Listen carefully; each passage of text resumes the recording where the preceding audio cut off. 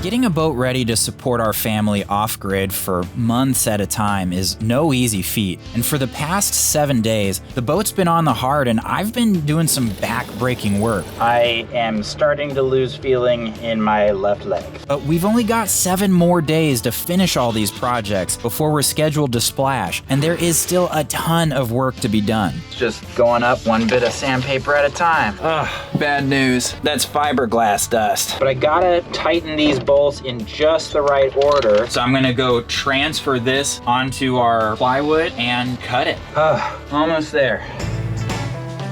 Okay, so it's Monday, I'm back in the yard. I went to check the Belzona that I mixed up, that compound that I filled those little bits of corrosion on the prop shaft, and it still hasn't cured. So I'm thinking that I didn't quite put in enough hardener into the mixture. I measured the amount of hardener using a scale that the yard has, but I think that scale is just, it's too big. It's not designed for such small amounts of stuff. So unfortunately, I think I'm gonna have to remove the stuff that I put on the shaft, clean all that up, mix up a new batch, and then put more on. So last time I measured it by weight, and so I'm just gonna do volume. I think doing that, it'll just be foolproof. There's no way we can get it wrong. Man, it is so funny how, for me at least, boat yards are like 2 steps forward, 1.8 steps back.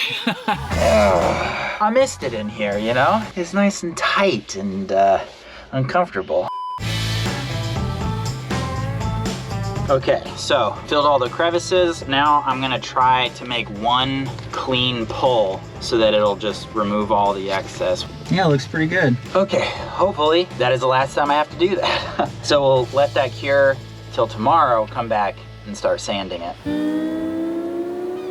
All right, so time to finish this Seacock installation. The backing plate inside adhered and cured really nicely. The epoxy all worked. So next, I just need to prep this area for sealant to make sure that water never, ever, ever gets in through this through hull.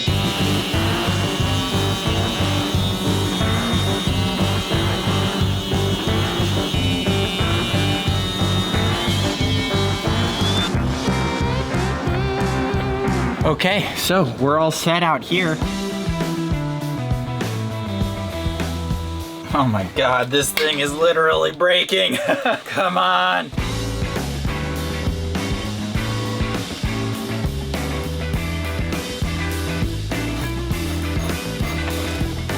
All right, let's head downstairs.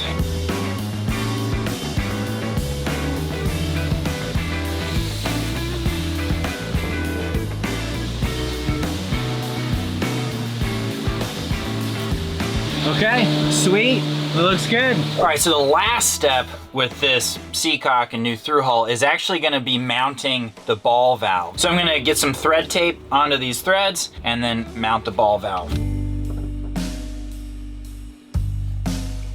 Okay, so that's it. We have a new Seacock. All right, new hole in the boat.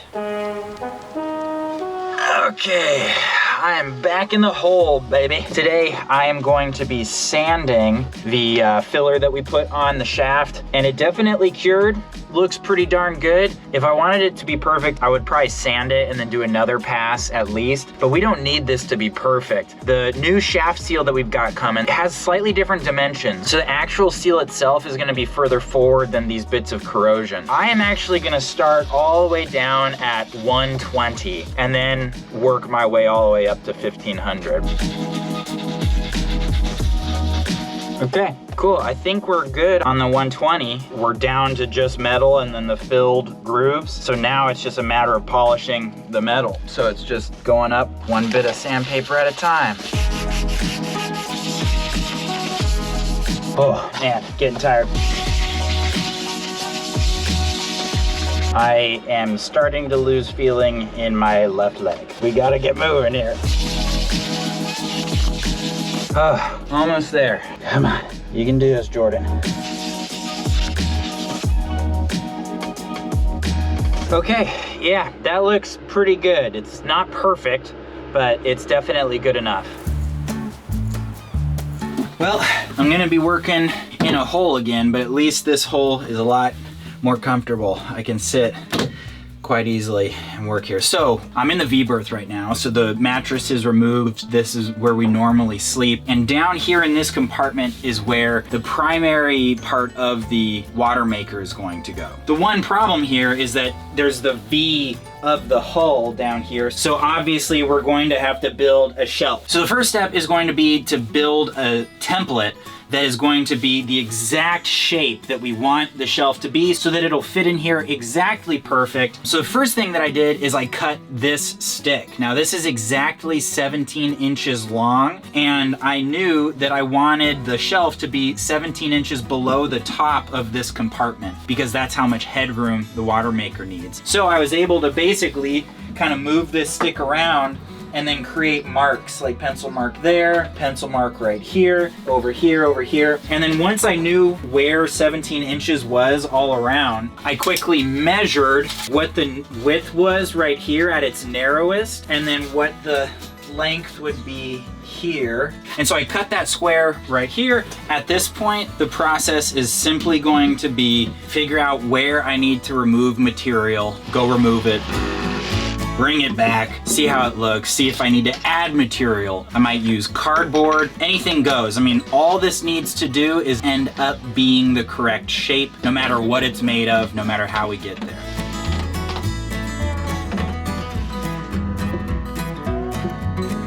Okay, that is our template. So I'm gonna go transfer this onto our plywood and cut it. Now, it's not gonna end up being perfect, but that's fine because we're gonna fill in the edges with thickened epoxy and then fiberglass the whole thing to the hull.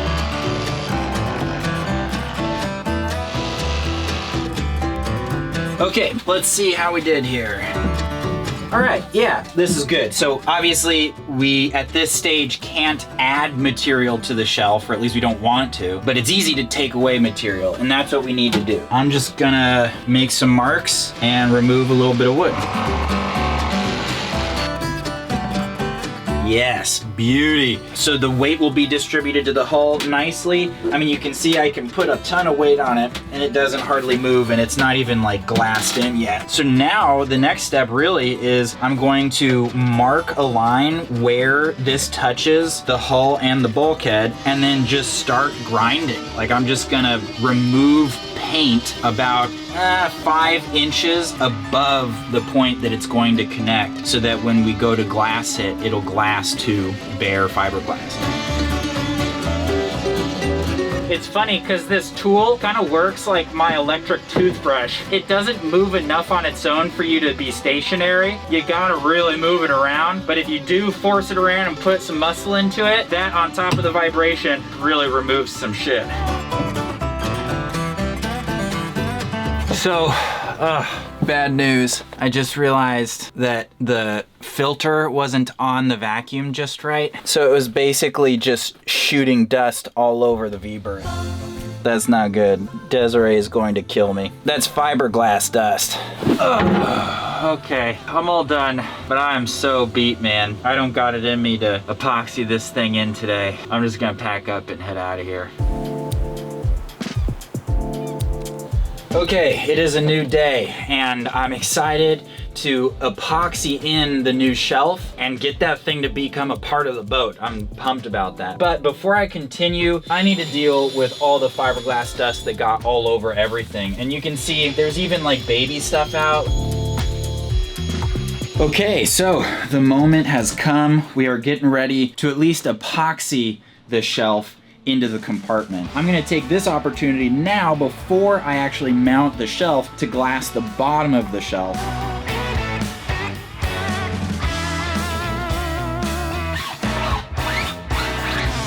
Basically, like all I'm doing is trying to wet out all of the fiberglass, trying to get the air bubbles out and just make sure that it's on the wood. We're looking very good. This is starting to get a little bit tacky already, so it's time for me to move.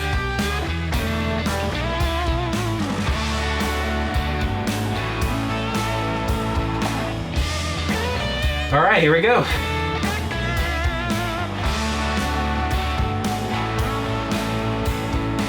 That's done. So now we'll place the thing in there.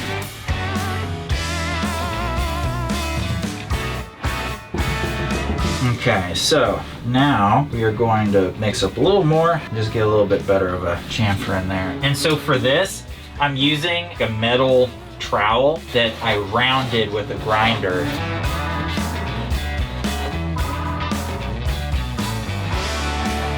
Okay, yeah, that's it. We're all epoxied in. I'm gonna let that cure overnight. This is the best stage of a project like this, when like the new thing is a part of the boat now. Definitely feeling the downhill element here. How you doing, Isabella? You making some noise? She's like, no, not me. Wait for it. She'll be like, no, nothing. I just lay here very nicely. Yeah, I'm a very quiet baby. Look at that dead man face. What you doing, lady? There you go. There you go, happy feet. Yeah. Yeah, that's what you were doing. You crazy. All right, so it is a new day in the boatyard. You just smell the welding fumes and the bottom paint dust. It's invigorating. Today, I am going to be installing our new last drop dripless shaft seal. Now, the other thing that we're gonna be installing today is this Sigma drive flexible coupling. This is what allows us to connect the shaft to the transmission of the engine, but this does it with a little flexible coupling on the inside, so it basically allows for up to 3 degrees of misalignment between the transmission and the prop shaft. The ability to not break our prop shaft if there's a small amount of misalignment is huge. But the other awesome thing about this is it reduces the amount of noise and vibration that the engine makes when it's running and when we're motoring the boat. Now, I do want to mention that we got both the last drop shaft seal as well as the Sigma drive flexible shaft coupling. Wow, I can't believe I said that all right. We got those things from AB Marine, and they're an awesome company. They have a ton of awesome products, but they primarily focus on everything involving the drivetrain, so from the transmission to the prop. And I just wanted to give them a shout out. They really helped us through this project. So yeah, thanks guys. So to install these two things, we kind of got to bounce back and forth from one to the other, but I'm gonna start with the last drop dripless shaft seal.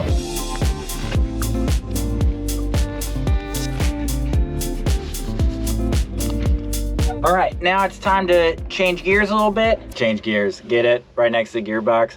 I'm gonna put a hold on the shaft seal and then start to work on the coupling here.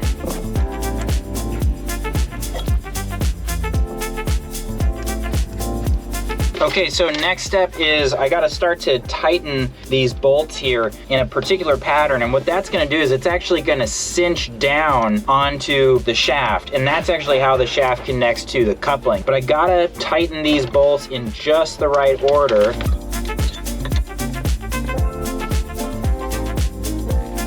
All right, so now we got to go through all these bolts on the compression sleeve and torque them down. And we do all of them to 10 newtons, then we do all of them to 15 newtons, and then I think we do all of them to 18 newtons. So a long process.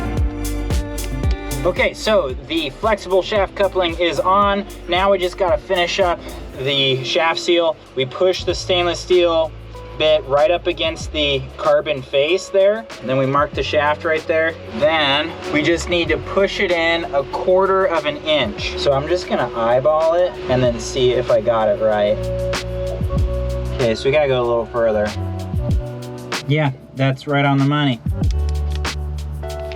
All right, so last thing with this shaft seal and with all of this in here is there's this vent hose running all the way up here and that connected to the old shaft just like that. So I'm gonna remove this old hose and then put in the new one. Now I just gotta route it up where the old one went. Okay, that's it. The freaking shaft dilemma is over. Actually, take that back. I still need to put the prop back on, but that is gonna happen tomorrow. Okay, it's a little bit loud today, but we are doing the last thing on my list, that we have to do before we can splash the boat, and that is install the propeller. This is a project that always makes me a little bit nervous because you got to do everything just right. There's a lot of grease involved. It's very messy, and if you screw anything up, it's gonna be a serious problem because that thing's down in the water and we'd have to haul out to fix it if I do anything wrong. So anyway, I'm gonna try and get in the zone, get this thing done.